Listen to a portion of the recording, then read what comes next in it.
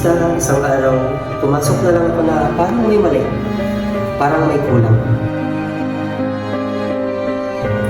Hindi naman ako ganito dati eh.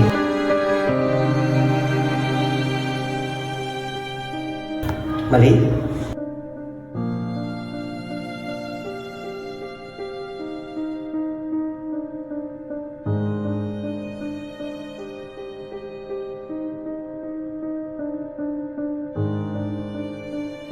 Masita sa klase?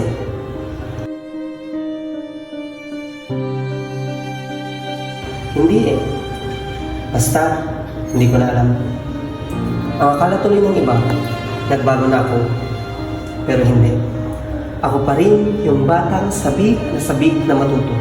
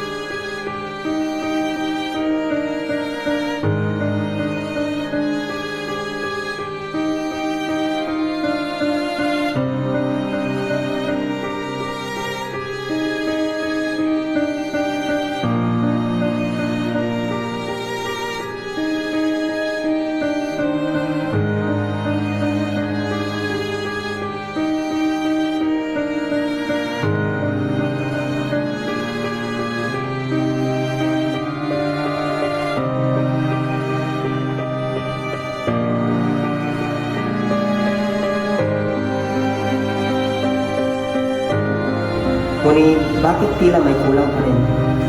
May kung anong na gusto kong makita, ngunit hindi ko mawari.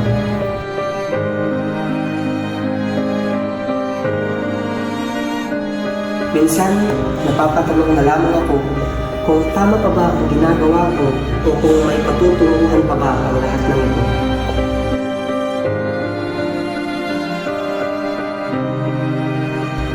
Ano nga ba kasi ang inspirasyon ko?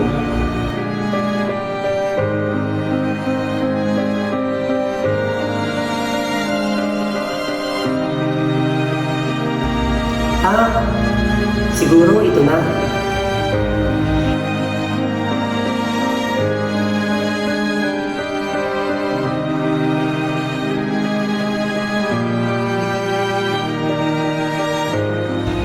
Pero hindi eh.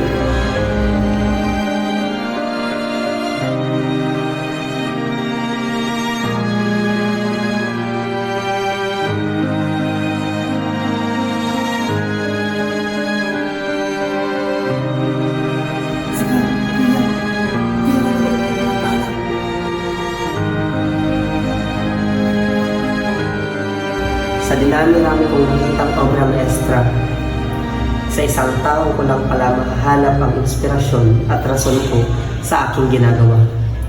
At ito ang aking ina. Siya ang una kong naging taga-suporta.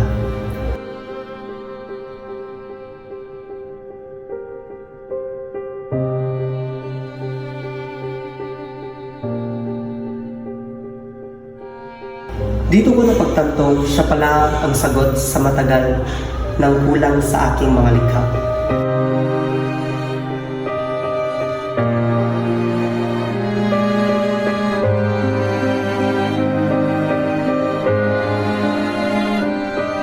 Step 1. Open the AI app. Open the AI app.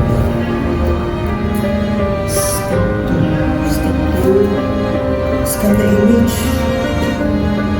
Convert it to AI-generated text, AI-generated image, then make it as a reference.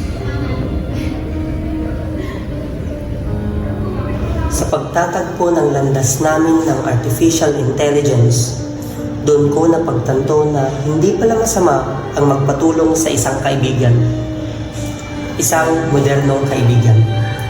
Gagabayan at bibigyan ka ng mga bagong idea na minsan hindi pumasok sa iyong isipan, na siyang dahilan upang mahubog ang iyong kakayahan, kung ito ay gagamitin lamang ng tama.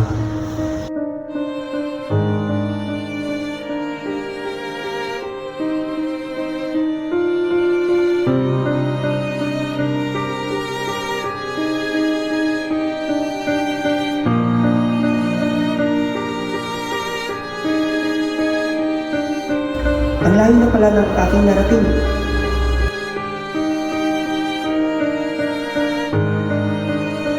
Oo, muntik na akong sumuko. Tinanggap na hanggang doon na lamang ako.